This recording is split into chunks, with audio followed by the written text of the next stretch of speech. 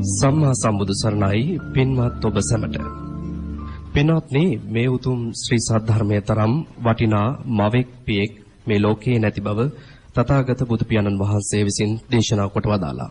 ඒ උතුම් ශ්‍රී සද්ධර්මය තමාට පිහිට පිලිසරණ කරගන්නා ලෙසත් තථාගත බුදු පියාණන් වහන්සේ විසින් දේශනා කොට වදාලා. එලෙස උතුම් ශ්‍රී සද්ධර්මය නිරතුරුවම ඔබ වෙත සංවේදනය කරන බෞද්ධ ගුවන් විදුලියේ මහනුවර අස්ගිරි ගෙඩිගේ රජමහා විහාරස්ථානයේ පිහිටි අපගේ ප්‍රාදේශීය කාර්යාලයේ මූලිකත්වයෙන් ගෙනෙනු ලබන ධම්මනදී තිත්ත ධර්මදේශනා මාලාවේ තවත් එක් ධර්මදේශනාවක් කටුගස්තොට බෞද්ධ බල මණ්ඩල ශාලාව පිහිටි මේ පුණ්‍යවන්ත පරිශ්‍රයේ සිට ආරම්භ කිරීමටයි අපේ මේ සූදානම. අද දවසේදී සුපුරුදු ලෙස අප සිදු කළ ආරාධනාව පිළිගෙන මේ උතුම් සද්ධර්ම දේශනාව පැවැත්වීමට වැඩම කොට වදාළ පූජ්‍යපාද කෝරළයාගම සරණතිස්ස ගෞරවනීය ස්වාමීන් වහන්සේව අපි සියලු දෙනා নমස්කාර පූර්වකව පිළිගනිමු. සාදු සාදු සාදු. පින්වත්නි, අද දවසේදී මේ උතුම් සද්ධර්ම දේශනාවේ සදැහැති දායකත්වයෙන් කටයුතු කරන්නේ අංක 116න් 1 ලේඩ් ඩ්‍රයිව් කොළඹ 8 ලිපිනෙහි පදිංචි දීපලාල් විජේරත්න මහතා සහ ඒ පවුලේ පින්වත් පිරිසගේ සදැහැති දායකත්වයන් ඇතිව එසේනම් අපි සියලු දෙනා මෙතෙන් සිට මේ උතුම් සද්ධර්ම දේශනාව ශ්‍රවණයට පෙර ආතුව තිසරණ සහිත පංචශීලයේ සමාදන් වීම සඳහා නැවත වතාවක් සාදු නාදයක් පවත්වා තෙවරක් নমස්කාරය කියමු. සාදු සාදු සාදු. අවසරයි ස්වාමීන් වහන්සේ. නමෝ තස්ස භගවතු වරහතෝ සම්මා සම්බුද්දස්ස නමෝ තස්ස භගවතු වරහතෝ සම්මා සම්බුද්දස්ස නමෝ තස්ස භගවතු වරහතෝ සම්මා සම්බුද්දස්ස බුද්ධං සරණං ගච්ඡාමි බුද්ධං සරණං ගච්ඡාමි ධම්මං සරණං ගච්ඡාමි ධම්මං සරණං ගච්ඡාමි සංඝං සරණං ගච්ඡාමි සංඝං සරණං ගච්ඡාමි ဒ ුතියම්පි බුද්ධං සරණං ගච්ඡාමි ဒ ුතියම්පි බුද්ධං සරණං ගච්ඡාමි ဒ ුතියම්පි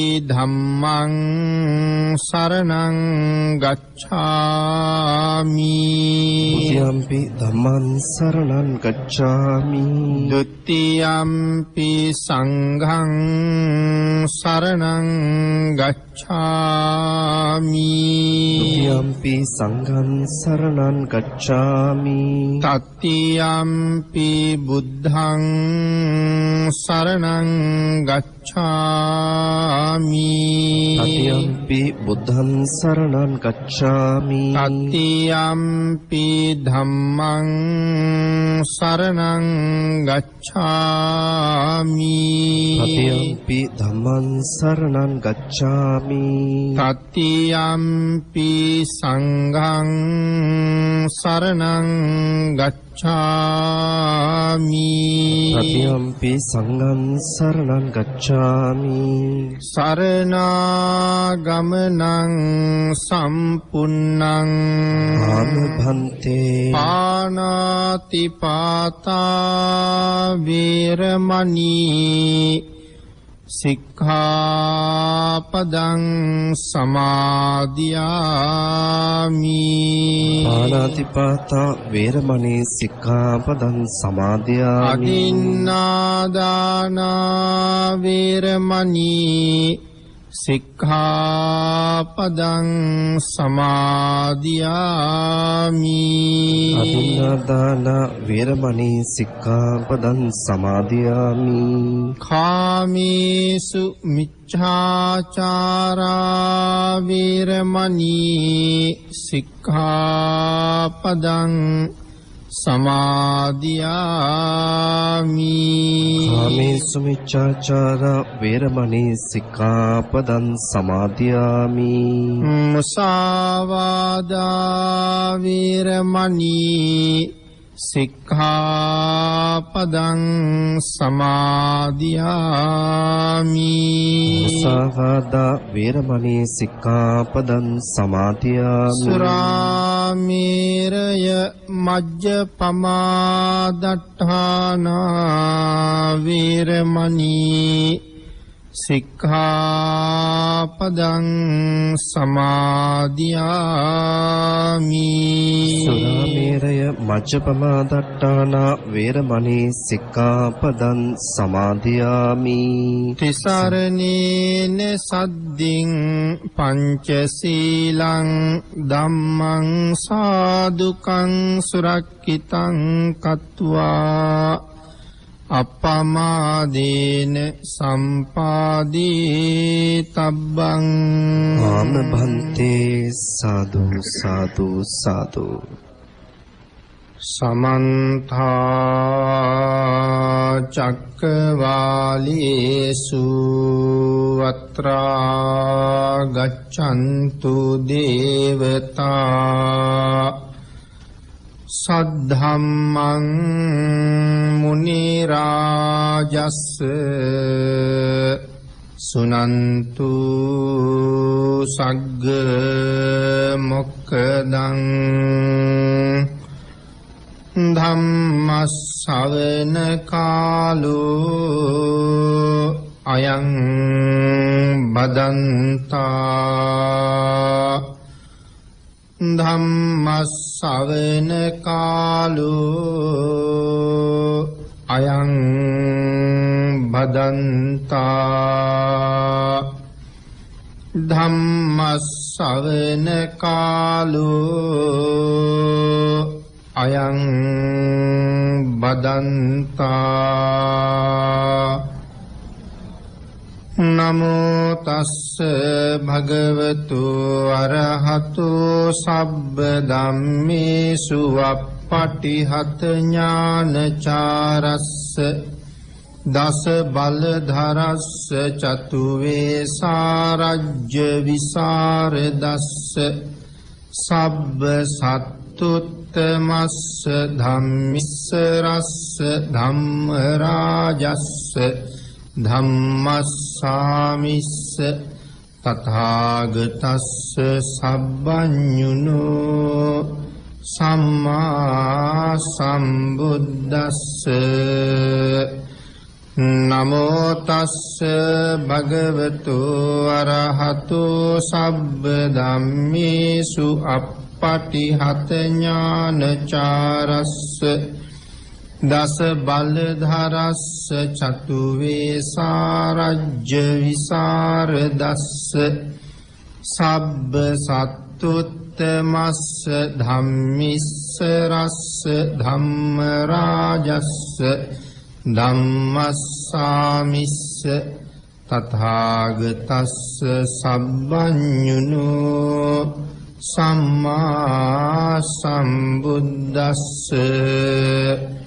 නමෝ තස්ස භගවතු අරහතු සබ්බ ධම්මේසු අප්පටිහත ඥානචාරස්ස දස බලධරස්ස චතු වේසාරජ්‍ය විසරදස්ස සබ්බ සත්තුත්තමස්ස ධම්මිස්ස රස්ස ධම්ම රාජස්ස ධම්මස්සාමිස්ස තථාගතස්ස සබ්බඤුනෝ සම්මා සම්බුද්දස්ස.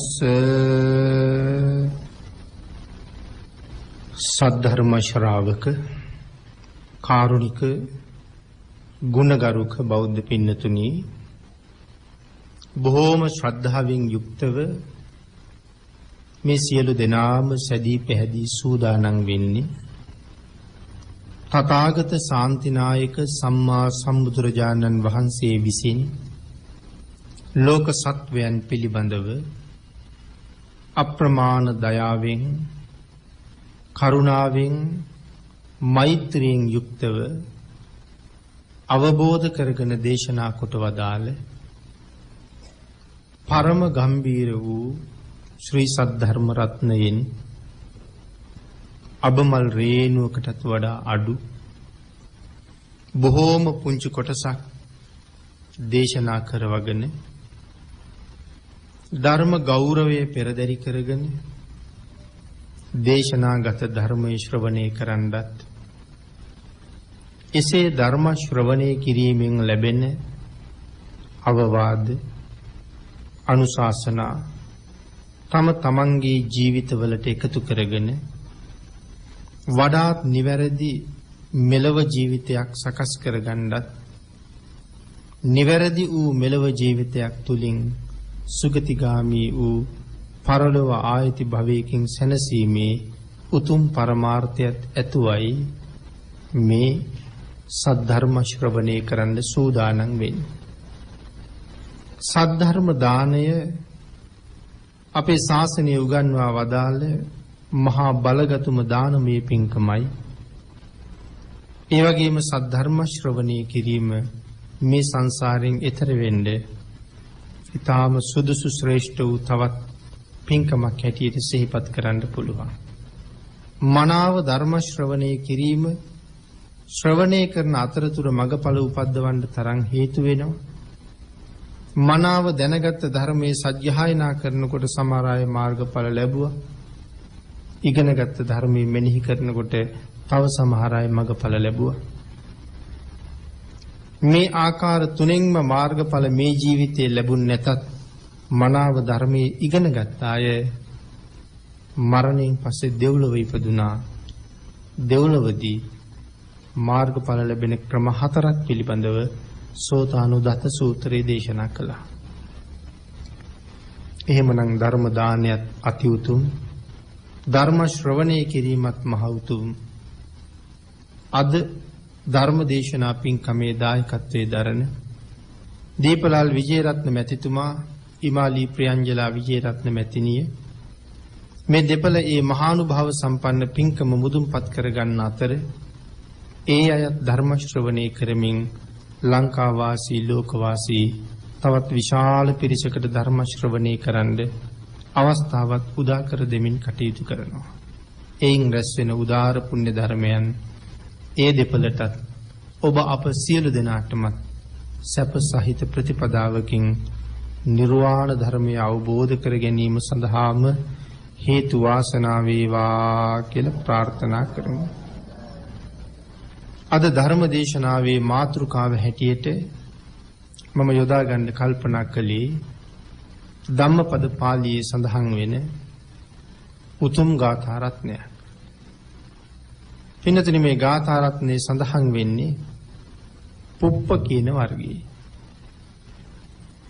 යථාපි පුප්ප රාසිම්හා කෛරා මාලා ගුණේ බහු එවං ජාතේන මච්චේන කත්තබ්බං කුසලම් බහු. අපේ භාග්‍යතුන් වහන්සේ මේ ගාථා රත්නේ දේශනා කළේ විශාකා මහ උපාසිකාව ආරමුණු කරගෙන ඇති වෙච්ච කතා බහක් මූලික කරගෙන. විශාකා මහ උපාසිකාව අවුරුදු 120ක් ආයු වළඳපු බුදුරජාණන් වහන්සේ දැකපු පළවෙනි දවසේම මාර්ගඵල ලැබුව 7 අවුරුදු වයසේදීම ඒ තරම් සසර මහ පින් තිබුණ කෙනෙක්. විවාහ වෙන දවසේ Tamanට ලැබුණ තාත්තගෙන් බොහොම වටිනා මාලයක්. ඒකට කියනවා මේල පළඳනාව හෙවත් මහලිය පළඳනාව කියලා. මහලිය පළඳනාව කියලා කියන්නේ සත්‍රුවන් වලින් නිර්මාණය වෙච්ච ආභරණය. සඳහන් කරන්නේ ගෙලේ පැලඳ ගත්තාම පාදවල පිටිපතුලේ ගෑවෙන තරමට දිග මාලයක්. මේක බොහොම බරයි කියලා සඳහන් කරනවා. සාමාන්‍ය කෙනෙකුට දරන්න පුළුවන් මාලයක් නෙමෙයි. යටත් පිරිසෙන් ඇත්තු 5 දෙනෙකුගේ විතරවත් ශක්තිය තියෙන කෙනෙක් තමයි මේක දරලා තියෙන්නේ. එතකොට විශාකා මහ උපාසිකාවට එච්චර ශක්තිය තිබුණද කියලා අපිට හිතෙනවා. නමුත් ධර්මයේ සඳහන් කරනවා ඊතරම් මහා ශක්තිමත් සංසාරේ හුඟා පෙරම් පුරලා තියෙනවා ගිහි අග්‍ර උපස්ථායිකාව බවට පත් වෙන්න. මහා කල්ප ලක්ෂයක් තරම් දීර්ඝ කාලයක් සසර පෙරම් පුරලා. විවාහ වෙන දවසේ තාත්තගෙන් හම්බෙච්ච මේ ආභරණය පස්සේ කාලේ මිල කෙරුවා. මිල කරලා තවත් ධනෙ එකතු කරලා බුදුරජාණන් වහන්සේට විහාරයක් හැදුවා. මේ තමන්ගේ ආභරණ වලට කරලා තියෙන දේ මිල කරලා බුද්ධ පූජාවකට විහාරයක් හදලා. පූර්වාරාම විහාරය. සවැත් නුවරම තමයි තියෙන්නේ. අපේ භාග්‍යතුන් වහන්සේ මේ පූර්වාරාම විහාරයේ අවස්ථා ගණනාවක වස් එළඹිලා තියෙනවා. විශාකාවට අනුග්‍රහ පිණිස. මේ පන්සල හදලා පූජා කරපු දවසේ තමන්ගේ දරුවෝ ටිකත් එක්ක හඳ එළියේ පන්සල් භූමිය පුරාම ඇවිද තමන්ගේ සතුට භුක්ති විඳා. ආන්ගේ සතුට ගැන මුමුණමින් සතුට භුක්ති විඳිමින් දරුවන් සමග කතා බහ කරමින් විහාර භූමියේ හැසිරෙන අය දැකපු පෘථග්ජන භික්ෂූන් වහන්සේලාට හිතුණා විශාකාවගේ සිත් කිපීමක්වත් සිද්ධ වෙලාද? කවදාවත් නැතුව අද මේ ගීත කියා පන්සල් බිමේ ඇවිදින්නේ කියලා. ওই කතාව තමයි දිගින් දිගට බුදුරජාණන් වහන්සේ දක්වාම ගියේ. ආන් මේ වෙලාවේ තමයි භාග්‍යතුන් වහන්සේ මෙන්න මේ ගාථාව දේශනා කරලා භික්ෂූන් මේ පෘථග්ජන භික්ෂූන් වහන්සේලාට ඇතිවෙච්ච අදහස වැරදි. ඒ ගී සින්දු මුමුණනව නෙමෙයි. තමන් කරගත්ත මහ කුසලය භුක්ති විඳිනවා. අනුමෝදන් වෙනවා. ඒ ප්‍රීතිය භුක්ති විඳ විහාර බිමේ ඇවිදිනවා. ඔය කාරණාව සඳහන් කරලා මේ ගාථාව දේශනා කළා. යතාපි පුප්ප රාසිම්හා කෛරා මාලා ගුණේ බහු එවං ජාතේන මච්චේන කත්තබ්බං කුසලම් බහු. මේකේ සරල තේරුම පිළිබඳව සිහිපත් කෙරුවොත් යතාපි පුප්ප රාසිම්හා කෛරා මාලා ගුණේ බහු හොඳ උපමාවක් තියෙනවා. යතහා යම්සේ පුප්ප රාසිම්හා මේ මල් ගොඩාක් කඩලා රැස් කරගත්ත පුද්ගලෙක්. කෛරා මාලා ගුණේ බහු හුඟක් මල් තියෙන හින්දා ලස්සන මල් මාල ගොඩාක් හදනවා. මල් හුඟක් කඩලා රැස් කරගෙන තියෙනවා. එයා ඒකෙන් මල් මාල හුඟක් හදනවා. ඒ මල් මාල විකුණලා ලොකු ආදායමක් ලබනවා. හොඳ ආදායමක් ලබාගෙන ගොඩක් සතුටුයි. ඉතින් මේ උපමාව බොහෝ පැතිවලට හරව අපිට සාකච්ඡා කරන්න පුළුවන්.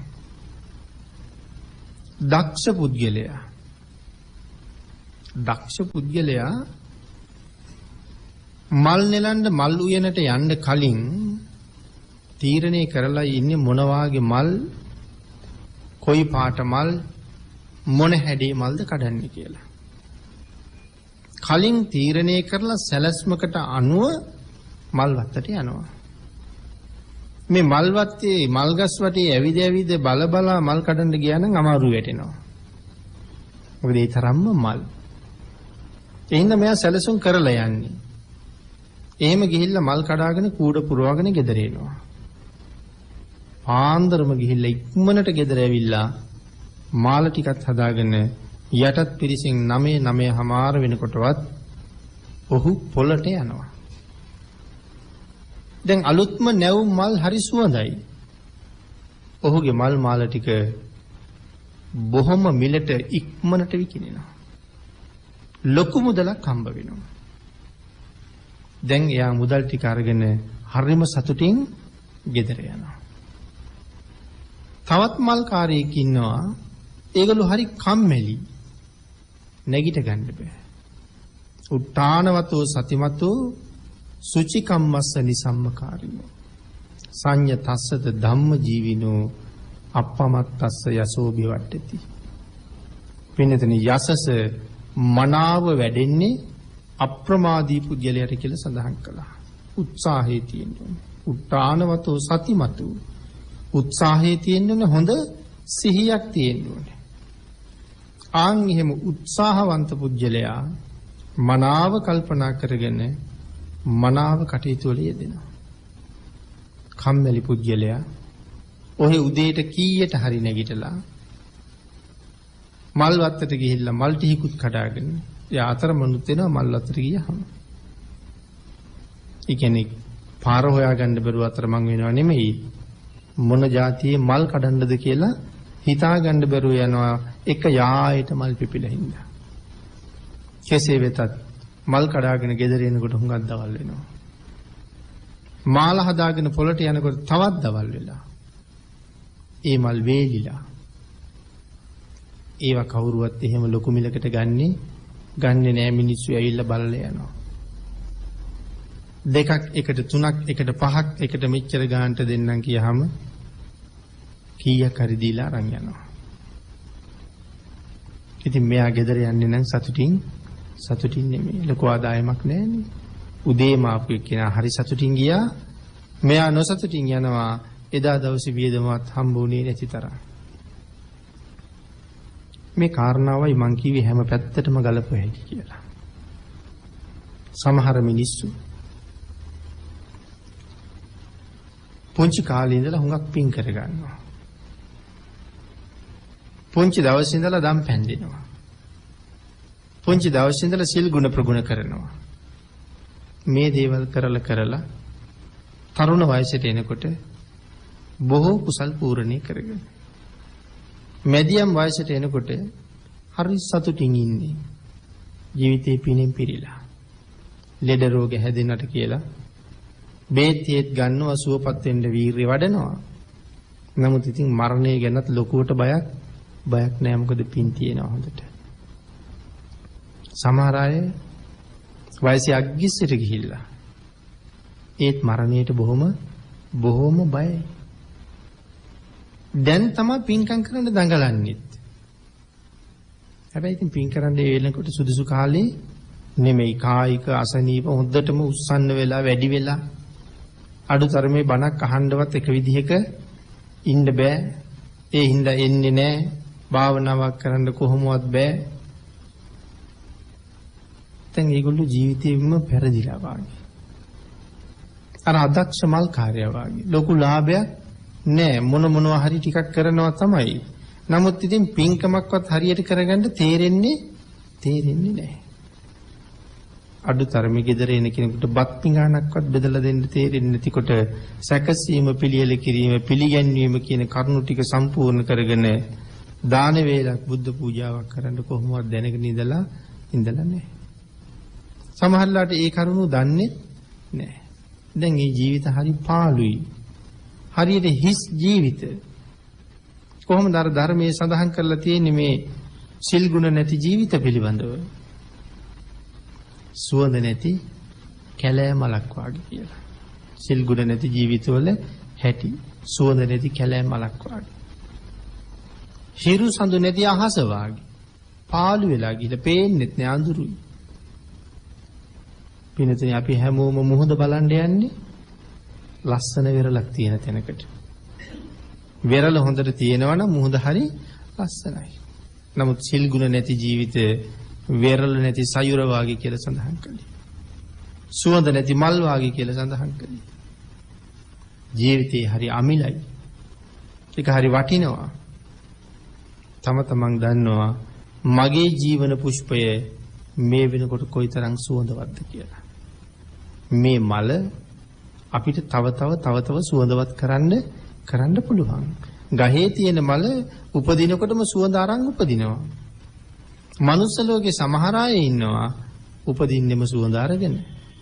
සෝවාන් වාගේ වෙච්ච අය නැවත වතාවක් මනුස්ස ලෝකෙකට ආවොත් තමන් සෝවාන් බව ඒ දරුවා නොදන්නවා වුණත් සෝවාන් වෙච්ච උතුමන් වහන්සේ නමක් අතින් කෙරෙන්නේ නැති පව් ඒ ජීවිතෙන් කොහොමවත් කෙරෙන්නේ නැහැ. සුවඳ අරන් උපන්නා වගේ.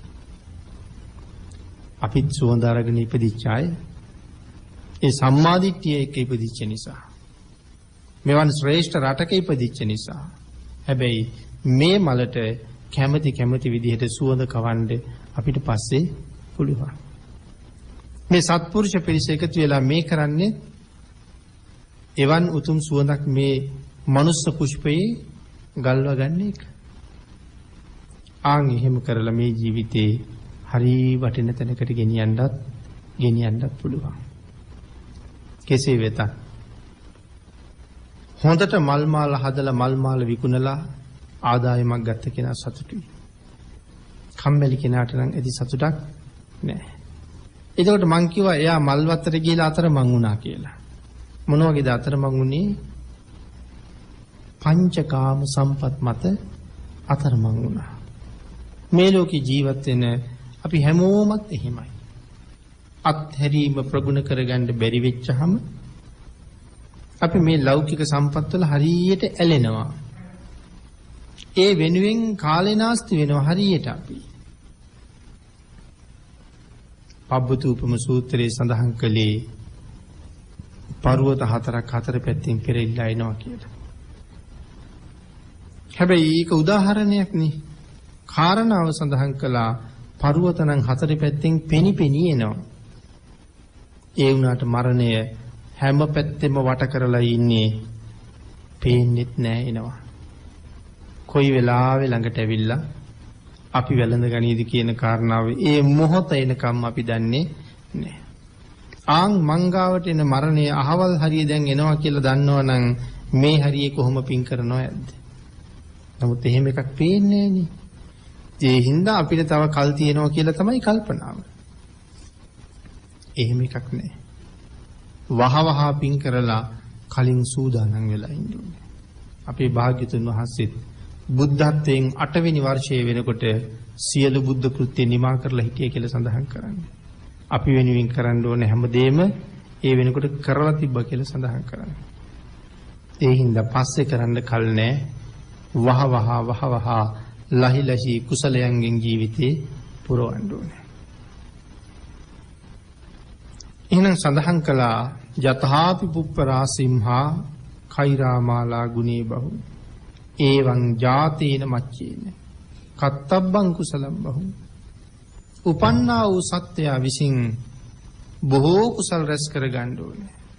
මල් දක්ෂ වූ මාලා කරුවා බොහෝ මල් රැස් කරලා ලස්සන මල් මාලයක් හදනවා වගේ උපන්නා වූ පුද්ගලයා විසින් බොහෝ කුසල් රැස් කරගත යුතුයි කියලා භාග්‍යතුන් වහන්සේ මේ ගාථාවෙන් දේශනා කොට වදාලා. එතන බොහෝ කුසල් කියලා කියහම මේ ලෝකේ කොච්චරනම් පින්කම් කරන්න තියෙනවද? එහි සීමාවක් නෑ. අසීමාන්තික පින්කම් තියෙනවා.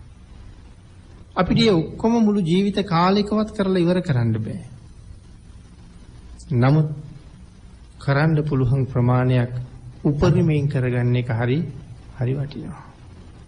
සක්‍ර දේවේන්ද්‍රයන් වහන්සේ ඒ සක්‍ර සම්පත්තිය ලබන්නේ මනුස්ස ලෝකේ ඉඳගෙන පාරමිතා 7ක් පූර්ණේ කළා. ඒකේ පළවෙනි එක තමයි මව්පියන්ට සැලකීම. සක්‍ර දේවේන්ද්‍ර වෙන්න පාරමිතා පුරවපු එකේ පළවෙනි පාරමිතාව මව්පියන්ට සැලකීම. දෙවෙනි එක කුලේ ජේෂ්ඨයන්ට සැලකීම. ඒ කියන්නේ තමන්ගේ පවුලේ වැඩිහිටියන්ට සලකනවා අම්මට තාත්තට වගේ. වැඩිහිටියන්ට සලකනවා කියලා එතන කියහම තමන්ට වඩා වැඩිමල් කෙනෙක් කෙනෙකුට උඩ වාඩි වෙලා ඉන්නවා නම් නැගිටිනවා. තියෙන්නේ එක ආසනයයි වැඩිමල් කෙනෙක් හිටගෙන ඉන්නවා නම් ආසනේ එයාට දීලා තමන් අයින් වෙනවා. තමන්ට වඩා වයසින් වැඩි අයට වන්දනාමාන කරනවා. ගරුකාර සත්කාර සම්මාන කරනවා. මේ තමයි කුලේ ජේෂ්ඨයන්ට සැලකීම. අම්මට තාත්තට සැලකීමත් ඒ වගේ මනාව ඒ කාරණාව මුදුන්පත් කරන්න ඕනේ. හැම පැත්තෙම මේගොල්ලෝ සනසවන්න ඕනේ, සතුටු කරවන්න ඕනේ. කෙටියෙන් කිව්වොත් ගෙවන්න තියෙන ණය ටික වහවහ ගෙවන වැඩපිළිවෙලක් යොදා ගන්න ඕනේ. අපි මව්පියන්ට කරන්නේ ණය ගෙවීම. එක ජාතක කතාවකත් සඳහන් කළා. කවුද එහෙම කීවේ? අපේ මහබෝසතාණන් වහන්සේ. මගධ කුඹුරට ඇවිල්ලා වී කාලා යනකොට වී කරලක් දෙකක් කපාගෙන යනවා. ගොවියෝ ගිහිල්ලා සිටුතුමාට කීවා මේ ගිරා වසංගතේ හරි පුදුම කරදරයක්. ඒ ගිරව් කොච්චර එනවා කියනවද? ගිරව් 80000. ලොකු කුඹුරියාය. සිටුතුමා කීවේ උන් වවාගෙන කන්න නෙමෙයිනේ. කාලා ඉතුරු වෙච්ච එකක් අපි ආදායමට ගමු. අපි කපා ගමු. ඊට පස්සේ ගොවියෝ කියනවා කාලා යනවා මදිවට අරගෙන යනවා සමහර අය කියලා. ඒ වෙලාවේ සිටුතුමා කිව්වා ඒ අරගෙන යන කෙනා මට ගෙනත් දෙන්න කියලා. ඒ වෙලාවේ මද්දක් හදලා අල්ලගත්තා. ලොකු ගිරවෙක්. කොච්චර විතර කියනවද?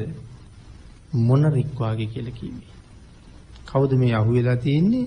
මේ අහුවෙලා තියෙන්නේ ගිරා රජුරු. ඉතින් අර ලණුව කකුලේ පැටලිලා ඇදලා මස් ටික කැපිලා පල්ලෙහාට එල්ලෙනවා. ඇටකොටුව පෑදිලා. ලේ පෙරි අරගෙන ගියා සිටුතුමා ගාවට. ගිරව දැක්ක ගමන් ලොකු සතුටක් වගේම තුවාලේ දැකලා ලොකු දුකක් ඇති වුණා. රජු සිටුතුමාට කොච්චර ලෝභකමක් ඇති වුණාද ගිරවට? ගිරව වඩාගෙන මැහුවා. ඔබ මගෙත් එක තරහක් තියනවද? අමනාපයක් වෛරයක් තියනවද? නෑ සිටුතුමනි, මොනවට වෛර කරන්නද? මොනවට අපරාධ කරන්නද? මොනවට පාඩු කරන්නද? මොනවට තරහ වෙන්නද? ඒ වෙලාවේ සඳහන් කළා එහෙනම් අනික් යෝන් කාලා යනකොට ඔබ කපාගෙන අරන් යන්නේ අටුකොටු පුරවන්නද කියලා. ගිරා රජු සඳහන් කරනවා මහර සිටුතුමනි මට පුරවන්න අටුකොටු නෑ. ඔබතුමා එක්ක තරහක් නෑ. මම මේ කරල් කපාගෙන ගිහිල්ලා ණයක් ගෙවනවා. ණයකට දෙනවා. නිදහනයක් තැන්පත් කරනවා කිව්වා. දැන් මේක සිටුතුමාට තේරුණාද? තේරුන්නේ නෑ. තේරෙන භාෂාවෙන් කියන්න කිව්වා. ඒ වෙලාවේ ගිරා රජු මොකද කියන්නේ? සිටුතුමනි ණයක් ගෙවනවා කියලා කීවේ මගේ අම්මයි තාත්තයි මට ජීවිතය දුන්නා. ඒ ජීවිතය දුන්නට ඉපදුනාට පස්සේ මට මොකවත් කරගන්න බෑ. අත් දෙකයි කකුල් දෙකයි උස්සගෙන උඩු බෙලිය අතට හැරිලා මල මූත්‍රා කරගෙන එව්ව උඩම එහෙම්මම හිටියා. කූඹි කෑවට පිහ ගන්නත් බෑ, කඩි කෑවට පිහ ගන්නත් බෑ. සුනකෙක් කියලා උස්සගෙන දීවත් කරගන්න දෙයක්වත් නෑ. හැබැයි මට එහෙම වෙන්න දෙන්නේ නැතුව ඒ දෙන්න මම රැකගත්තා. කුස ඇතුලේ විනාශ කෙරුවෙත් නෑ, මේ ලෝකෙදි විනාශ කෙරුවෙත් නෑ. මම රැකගත්තා. හදලා වඩලා ලොකු මහත් කරලා පෝෂණය කළා. ආන් ඊකයට මට ජීවිතේ දුන්න හින්දා මන් ණයයි. ඒ අය මට ජීවිතය දුන්නා. හැබැයි ඉතින් මම බිහි වුණාට පස්සේ ඒ කට්ටිය එකක් හිතුවා. අපිට බැරි වෙච්ච දවසට මේ පුතා අපිට සලකයි කියලා බලාපොරොත්තුවක් තිබුණා. එහෙමනම් මම දැන් කරන්නේ ඒ බලාපොරොත්තුව මුදුන්පත් කරනවා. ඒ දෙන්නට තියෙන ණයබර මම ගෙවනවා. ඒකයි ණයක් ගෙවන්න තියෙනවා කියලා කිව්වේ. ණයට දෙන්නක් තියෙනවා. මටත් ඉන්නවා පොඩි පැටවු ටිකක්.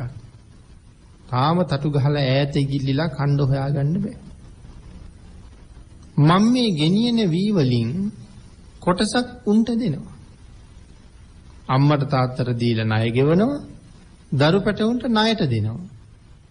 මගේ අම්මා තාත්තා මගෙන් බලාපොරොත්තු වුණා නම් බැරි වෙච්ච දවසට සලකයි කියලා මමත් මගේ දරුවන්ට කණ්ඩ දීලා බලාපොරොත්තු වෙනවා. මට බැරි වුණ දවසට ඒගොල්ලෝ මටත් බලයි කියලා. ණය ගෙවනවා, ණයකට දෙනවා. තුන්වෙනි කාරණාව තමයි නිදහනයක් තැන්පත් කරනවා. මහසිරිතුමනි මගේ රෑනේ ඉන්නවා දරුවෝ සලකන්නේ නැති ගිරව්. වයසක ගිරව් ඉන්නවා ළමයි සලකන්නේ නැහැ. මම අම්මටත් තාත්තටත් කණ්ඩ දීලා දරු පැටවුන්ගේ කෑම වේලත් පිරිමහලා ඉතුරු ටික ගෙනහිල්ලා ඒ වයසක ගිරව්ට කණ්ඩ දෙනවා.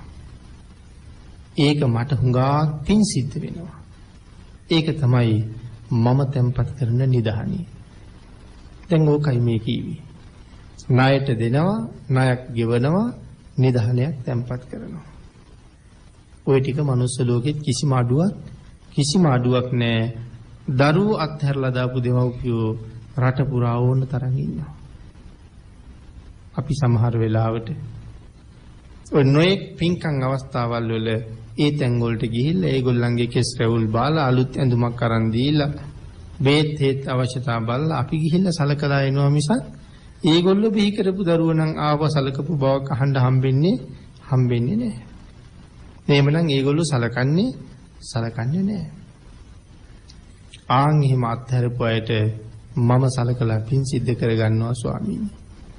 සිටුතුමාට ඇති වුණේ අනුකම්පාව මුසු වෙච්ච පුදුම සතුටක්. සිටුතුමා රන්තලියකට විලඳ දාලා ඒ විලඳ වලට මීපැණි කලවම් කරලා ගෙනල්ලා ගිරවට කණ්ඩ දීලා අදින් පස්සේ මේ කුඹුරෙන් උඹට ඕන තරම් කපාගෙන යමන්. ඒ කටයුත්තට අවසර දීලා නිදහස් කරලා යවුවා. දැන් මේ පින් කරන හැටි අපි දැන් සඳහන් කළේ මගමානෝකතුමා මෞපිය උපස්ථානයෙන් කුසල් රැස් කරගත්තේ සාමාන්‍ය දෙයකට නෙමෙයි සක්‍ර දේවේන්ද්‍ර බවට පත් වෙන්න. ඒ වෘතපද 7 පළවෙනි එක සහ දෙවෙනි එක. එතකොට මේ ජීවිතේ ඉපදිච්ච අපිට කරගන්න නම් කොයි තරම් කුසල් තියෙනවද? ඒ කාරණාවයි මේ පේන්නේ. මගට බැස්සත් පිනක් කරන්න පුළුවන්. යාචකෙක් මග ඉන්නවා දැක්කොත් කෑම පාර්සලයක් අරන් දීලා යනවා. කොච්චර පින් සිද්ධ වෙනවද? අනාගත ජීවිත 1000කට පින් රැස් වෙනවා පාරේ යන ගමන් හදිස්සියේ දැකලා. හැබැයි එහෙම කරන්න පුළුවන් මේ වාගේ ශ්‍රේෂ්ඨ රටවල් වල විතරයි. බටහිර රටක ඉපදුනොත් එහෙමවත් කරගන්න වාසනාවක් නැහැ. ඒ කියන්නේ ඒ රටවල් වල හිඟන්නෝ නැහැ කියන එකද? යාචකයෝ නැහැ කියන එකද? ඉන්නවා. නමුත් පින්නතුනි කෑම වේලක් අරන් දුන්නහම මොන හේතුවෙන් හරි ඒ යාචකයා මැරුණොත්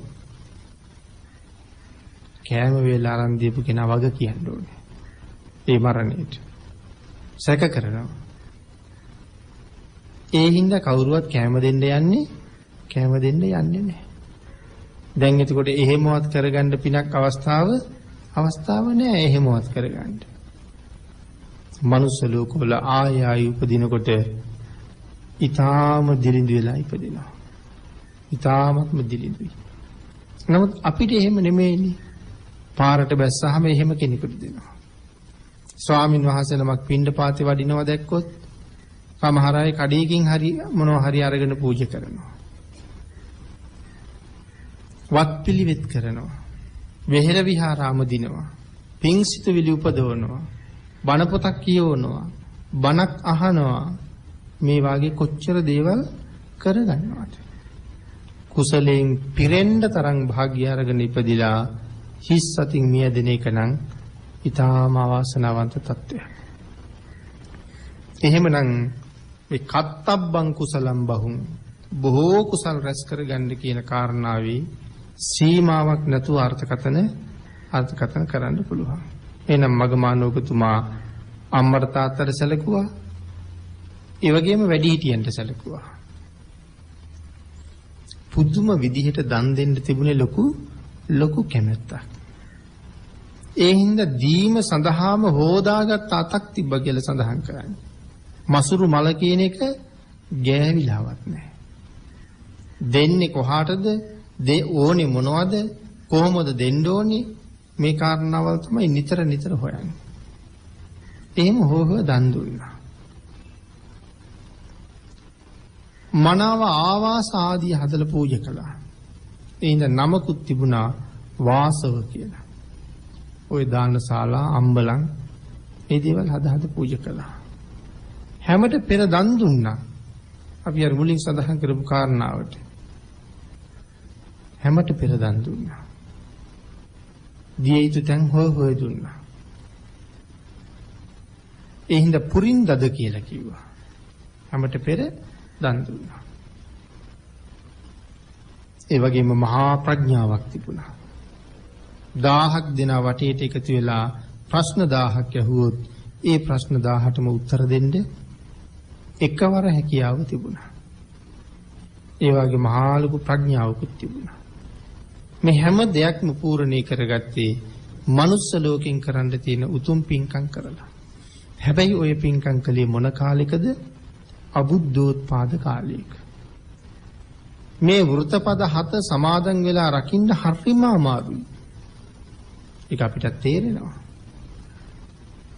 මේ කාලේ තියෙන වටිනාකම ධර්මයේම සඳහන් කරනවා. එදා මගමානවකතුමා පාරමිතා 7ක් පුරලා ලබාගත් සක්‍ර සම්පත්තිය මේ බුද්ධාන්තරේ කොහොමද ලැබෙන්නේ කියලා. මතකද අපේ අයිට? ඔය මගමානවකතුමාගේම ආයුෂ පිරිහුණා. අපේ බුදුරජාණන් වහන්සේගේ කාලේ. ආයුෂ ඉවරුණ 3 කෝටි 60 ලක්ෂයි. ඒ වෙලාවේ උවමනාවක් තිබුණා අනේ මට මෙහෙන් යන්න වෙනවා තව පාරක් සක්‍ර වෙන්න තිබුණා නම් කොච්චර හොඳද කියලා. ඒත් එක්කම මොකද්ද මතක් වුණේ? ඒත් එක්කම මතක් වුණේ බුදුරජාණන් වහන්සේ ගාවට ගියොත් නම් ඒ වැඩේ කරගන්න පුළුවන්. ඒ වුණාට නිතර ඇවිල්ලා පුරුදු නෑ. පංචසිකත් එක්ක ආවා. කොහොම හරි බුදුරජාණන් වහන්සේ මුණ ගැහුණා. ආන්ගේ මුණ ගැහිලා එදා කරපු ධර්ම සාකච්ඡාව තමයි ඉන්නතේ සක්කපඤ්ඤහ කියන සූත්‍ර දේශනාව.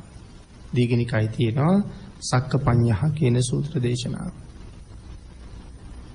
මේ දේශනාව අතරේ සක්‍ර දේවේන්ද්‍රයන් වහන්සේ චුත වෙනවා. සක්‍ර සම්පත්තිය ඉවර වෙලා මැරිලා යනවා. එහි පිල්ලම් ගහන ඊළඟ නිමේෂයේ නැවත සක් දෙවිඳ වෙලා පහළ වෙනවා. බලන්න මේ කතාව කොච්චර අපූර්වද කියලා.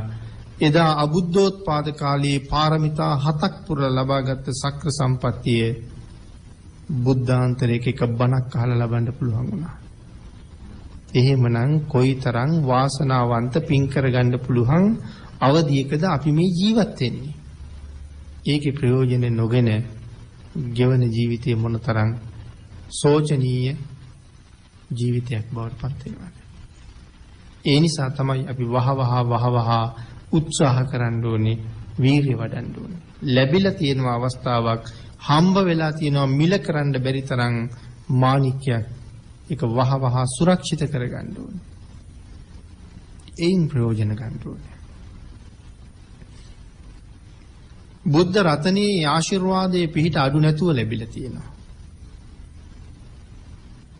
ඒ පිහිට ආශිර්වාදයේ අඩු නැතුව ලැබුණා කියලා කිව්වේ.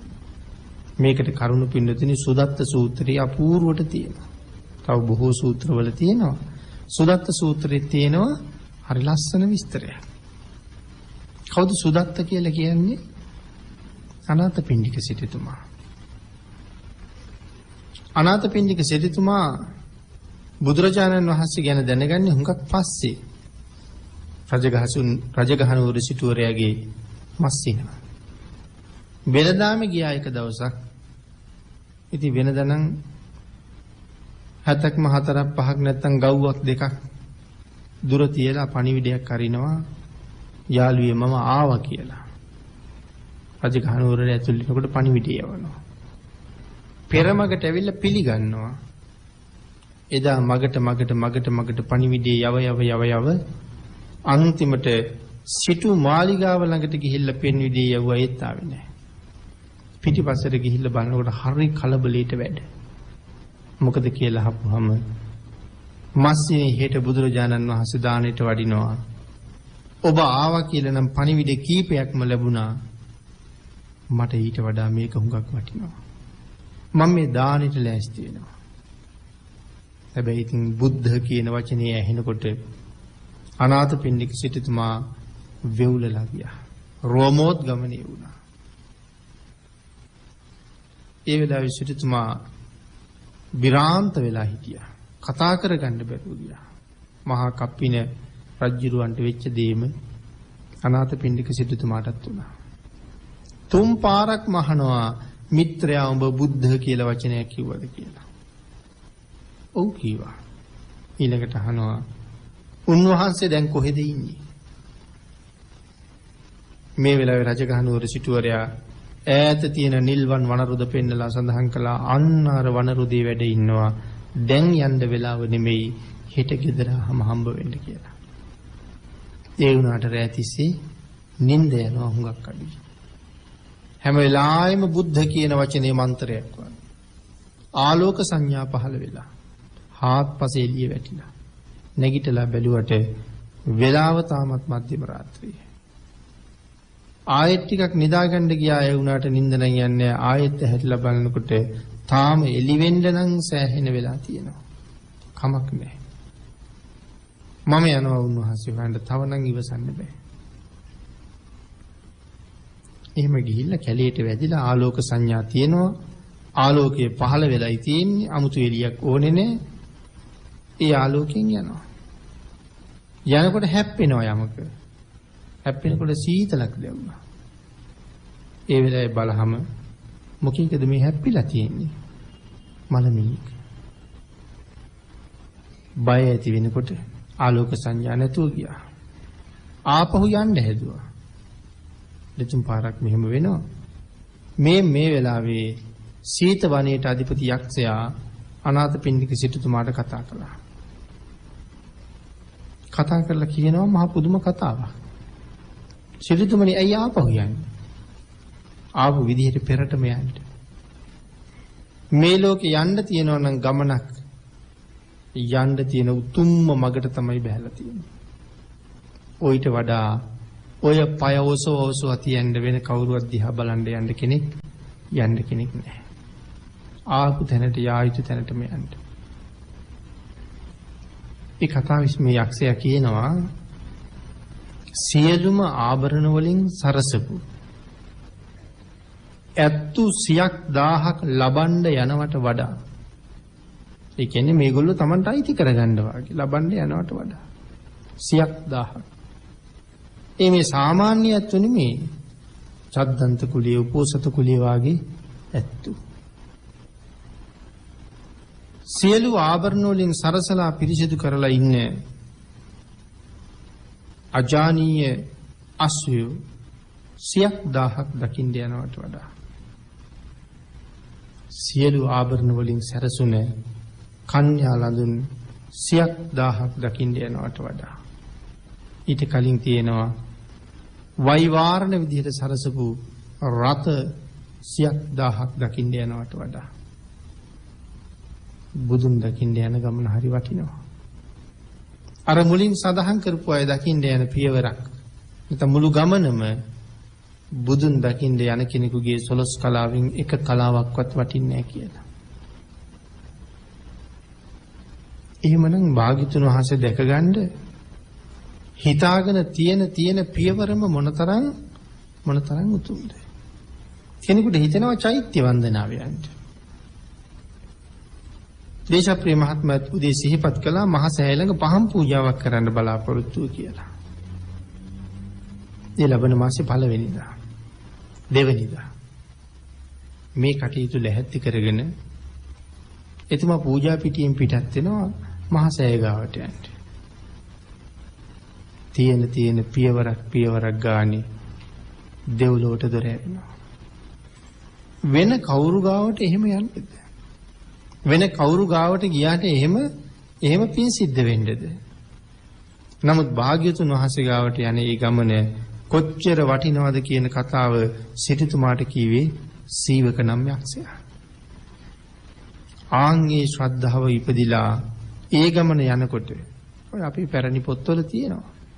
වන්දනා ගමන් වල ගිහිල්ලා මරණයටපත් වෙච්ච උපාසිකාව දෙව්ලොව ඉපදිච්ච හැටි.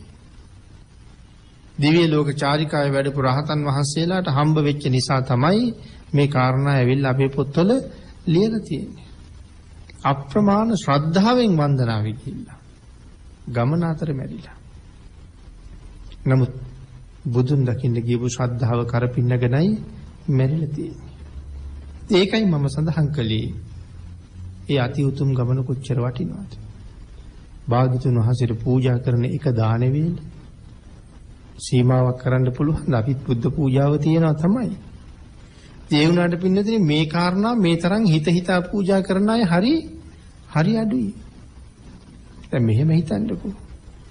සමහර අය දෙව්ලොව ගිහිල්ලා එහෙම සැප විඳලා තියෙන්නේ මහ විශාල පින්කම් කරලා. ඒ වුණාට විමානවත්තු පාළිය එහෙම කියහම සමහර දෙවිවරු ගැන සඳහන් කරනවා දිව්‍ය ලෝකෙ ගිහිල්ලා තියෙන ඊටාම ස්වල්ප පූජාවක් කරලා. එක දිව්‍යාංගනාවක් කියනවා කැකිලි ගෙඩියක් පූජා කරලා දෙව්ලොව ආවේ කියලා. තව දිව්‍යාංගනාවක් කියනවා තිඹිරි ගෙඩියක් පූජා කරලා කියලා. දැන් ඔය කාරණාව හිතහම අපේ සමහර අය කල්පනා කරනවා අපිටත් එහෙම ටිකක් කරාම ඇද්ද කියලා. සමහර අය අහනවා එහෙම කරාමත් ගියා නම් මෙච්චර කරන්න ඕනේද කියලා. සමහර අය අහනවා කැකිලි පූජා කරලත් යන්න පුළුවන්ද කියලා. මේ ප්‍රශ්න ටිකට හේතු ගොඩක් තියෙනවා. මේක දීර්ඝව සාකච්ඡා කරන්න ගියොත් හරි දිග මාතෘකාවක්. භාග්‍යතුන් වහන්සේට කරන පූජාව.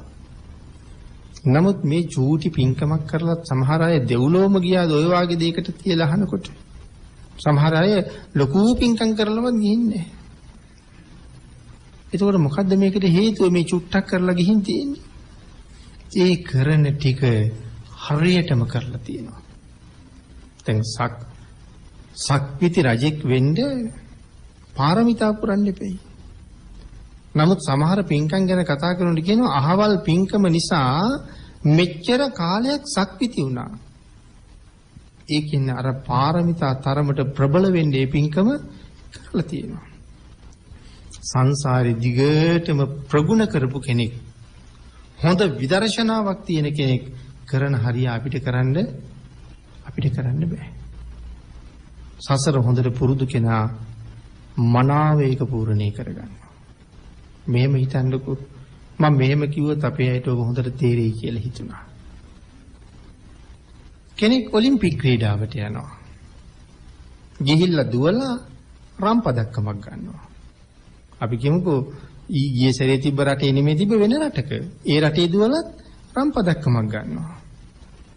ඒ පුද්ගලයා ඔලිම්පික් ගිහිල්ලා රම් පදක්කමක් ගත්තට අපිටත් ඔලිම්පික් ගියොත් රම් පදක්කම් ගන්න පුළුවන් වෙයිද?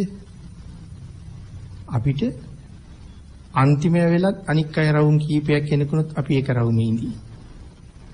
ඕකයි මේ පින්කම් වල වෙනස. මොකද ඒගොල්ලෝ එහි ගිහිල්ලා කරපු වැඩේ අපිට කරන්න බෑ. එහෙනම් සංසාරේ බුදුරජාණන් වහන්සේ වෙනුවෙන් අපමණ ශ්‍රද්ධාවෙන් මේ කාරණා කරගෙන ඇවිල්ලා ප්‍රගුණ කරන අය කරපු දේවල් අද පටන් ගන්න හදන අපිට කරන්න බෑ. ආන්ගේ පුරුද්ද හිඳයි චූටි දෙයක් දුන්නත් ඒක මනාව හිත හදාගෙන විදර්ශනා පෙරදරිව කරලා තියෙනවා. ආන්ගෙතෙන්ට යන්න තමයි අපිත් අද නොඑක් ආකාරයේ දේවල් කර සූදානම් වෙන්නේ සසරේ පුරුද්ද ඇති කරගන්න. ආන් ඒක හින්දා ලොකුවට කළත් පොඩියට කළත් මහත් ඵලයි නේද කියලා හිතන කාරණාව හරි වෙනස් විදිහට විපාක දෙනවා. ඒ පුරුද්ද එක්ක ශ්‍රද්ධාව එක්ක කෙසේ වෙතත් සීවක අනාථපිණ්ඩික සිටුතුමාට නැවත යන්නමයි කියන්නේ. අන්තිමට අනාථපිණ්ඩික සිටුතුමා තීරණය කළා ඇත්තටම මම මේ යන්නේ බුදුන් දකින්නද කියලා. මොකද ඒ කාලේ ඉන්දියාවේ බුදුවරු 6 දෙනෙක් හිටියා. ඒ කවුද අනික් 6 දෙනා? ඒ අපි කියන්නේ ෂට් ශාස්ත්‍රවරු කියලා. මේ හැමෝම කියවනේ තමන් බුදු වෙලා ඉන්නේ කියලා. ඉතින් ඒ හින්දා මේ බුද්ධ කීවට සැකයි.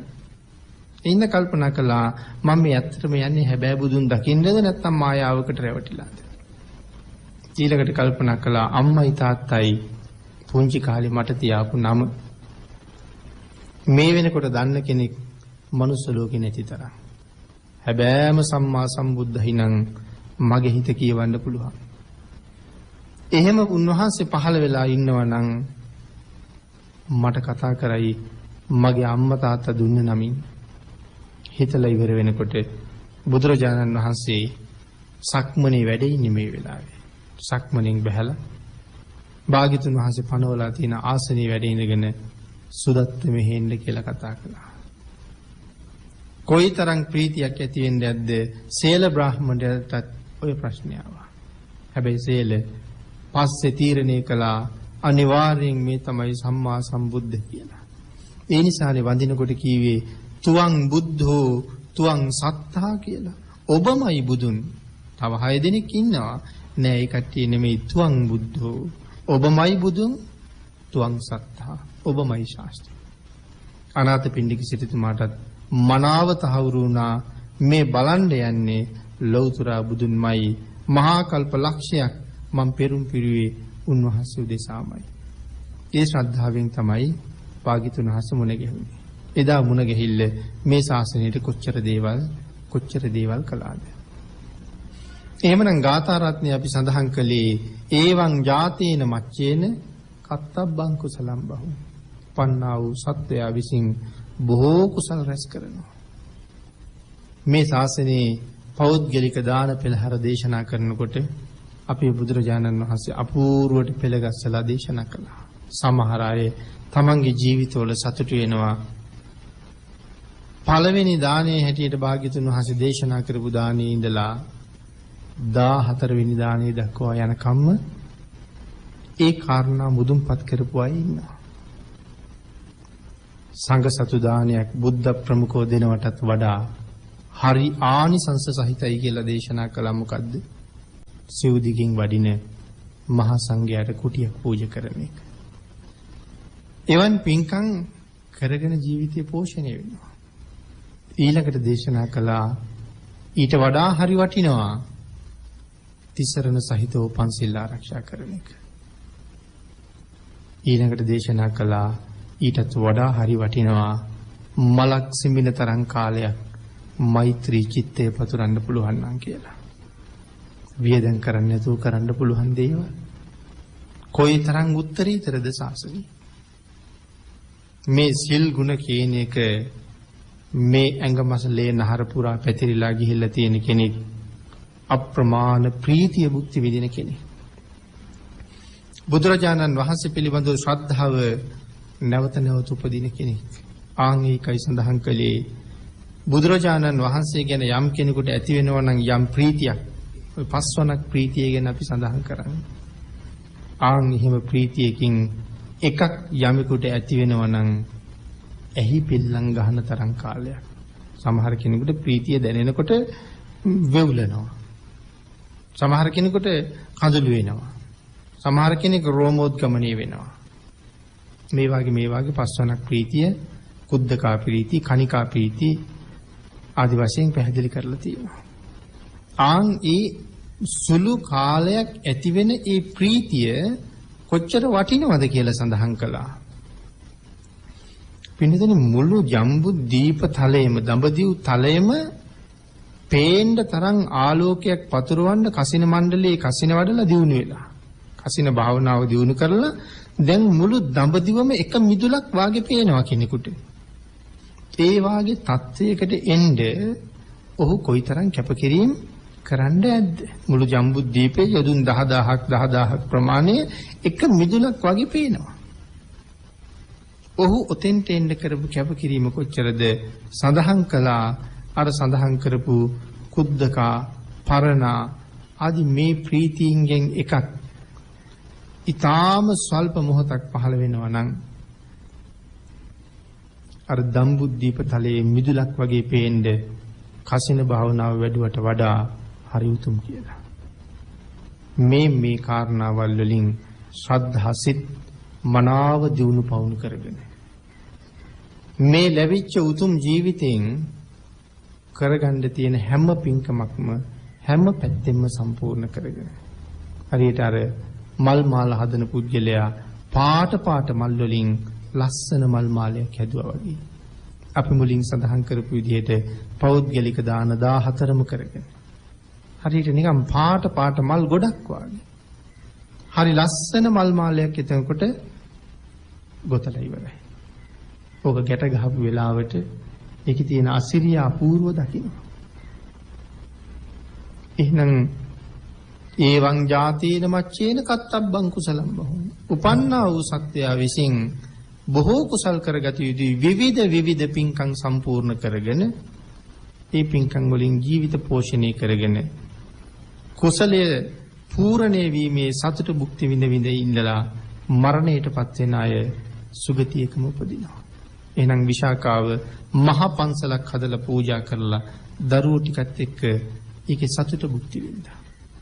අපිත් අපේ ජීවිතේ කුසලයෙන් පෝෂණය කරගත්තාම අපි හැමෝම දෙන්න දෙමහල්ලු දූ පුතුන් සියලු දෙනාම එක්ක හරි සතුටින් ජීවත් වෙනවා. මරණය අපිට බයක් ගේන්නෙම නෑ. මොකද කවුරුවත් හැමදාම මෙහි ඉඳ ආවේ නැති හින්දා. ආන්ගිවන් ජීවිතයක් පෝෂණය කරන්න පුළුවන්කම තියෙන්නේ සම්මාදිට්ඨිකව ලැබිච්ච මේ උදාාර ජීවිතයක් තියෙන කෙනෙකුට විතරයි. මේ ලෝකේ බොහෝ දෙනාට දුර්ලභ වෙච්ච නමුත් අපිට අඩු නැතුව ලැබිච්ච දෙවන් ජීවිතේ එක මොහොතකදු නිකරණයේ ගත වෙන්න ඉඩ දෙන්නේ නැතුව හැම වෙලාවෙම කුසල චිත්තයක් මත පෝෂණය කරමින් කටයුතු කරන්ඩ අපි වීරිය වඩන්න උත්සාහ කරන්න ඕනේ. එතෙන්ට යන්න බුදුරජාණන් වහන්සේ තව තවත් මෙතෙක් කලාසේ අපිට අනුකම්පා කරන සේක්වා කියන ප්‍රාර්ථනාව කරමින් මේ උතුම් වූ ධර්ම දේශනාව සිදු කරලා රැස් කරගත් සියලුම පුණ්‍ය සම්භාර ධර්මයන්ගේ ආශිර්වාදයත් ඒ සඳහා හේතු වාසනා වේවා කියලා ප්‍රාර්ථනා කරමු. එනතනි මේ උතුම් ධර්ම දේශනාවේ අද දායකත්වයේ දරනු ලබන්නේ ලේක් ඩ්‍රයිව් කොළඹ 8 ලිපිනෙහි පදිංචි දීපලාල් විජේරත්න මැතිතුමා, ඒ වගේම ඉමාලි ප්‍රියංජලා මැතිණිය යන දෙපළ විසින් උතුම් අරමුණ තමයි ප්‍රියංජලා මැතිණියගේ 53 වෙනි ජන්මදිනයේ මේ මාස 26 වෙනි දිනට යෙදී ඇති නිසා එතුමියට ආශිර්වාද කිරීම. ඒ වගේම මේ ධම්මනදී තිත්ත ධර්මදේශනා වැඩසටහන සංවිධානය කරන සරත් ශාන්ත දේශප්‍රිය මැතිතුමාගේ ආදරණීය ස්වාමි දිනියගේ 43 වෙනි ජන්මදිනය නිමිති කරගෙන එතුමියටත් ආශිර්වාද කිරීම. දීපලාල් විජේරත්න මැතිතුමාගේ දයාබරණීය දෙමව්පියන් දෙපළ නිදහස් ප්‍රාප්තියටපත් වෙලා ඒ දෙදෙනාටම පින් අනුමෝදන් කිරීම. ඉමාලි ප්‍රියංජලා මැතිණියගේ පියාණන්ටත් පින් අනුමෝදන් කරවමින් සුජීවත්ව ඉන්න මෑණියන්ට රත්නත්‍රි ආශිර්වාදයෙන් නිදුක් බව නිරෝගී බව චිරජීවනයේ ප්‍රාර්ථනා කිරීම.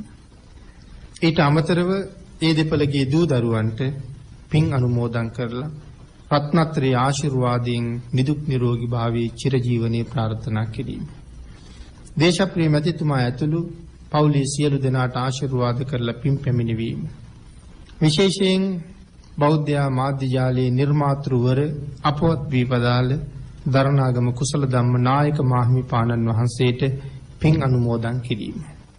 සද්ධර්ම ශ්‍රවණය කළ සියලු දෙනාටමත් ධර්ම ශ්‍රවණය කරන ලංකාවාසී ලෝකවාසී සියලු දෙනාටමත් රත්නත්‍රි ආශිර්වාදයෙන් නිදුක් බව නිරෝගී බව චිරජීවනයේ ප්‍රාර්ථනා කරමින් ඒ සියලු දෙනාටමත් මේ පින්නතුන් සියලු දෙනෙකුටමත් ලැබිච්ච මේ වාසනාවන්ත ජීවිතේට හැබැයි යුතුයකමක් සම්පූර්ණ කරලා සාධාරණයක් ඉෂ්ට කරලා හිස් නො වූ ජීවිතයකින් දවසක සමුගන්න කුසලයෙන් ජීවිතේ පෝෂණය කරන්න භාග්‍යතුන් වහන්සේගේ ආශිර්වාදයෙන් අපිට ශක්තිය ධෛර්යය භාග්‍ය වාසනාව උදා වේවා කියන ප්‍රාර්ථනාව සිදු කරනවා.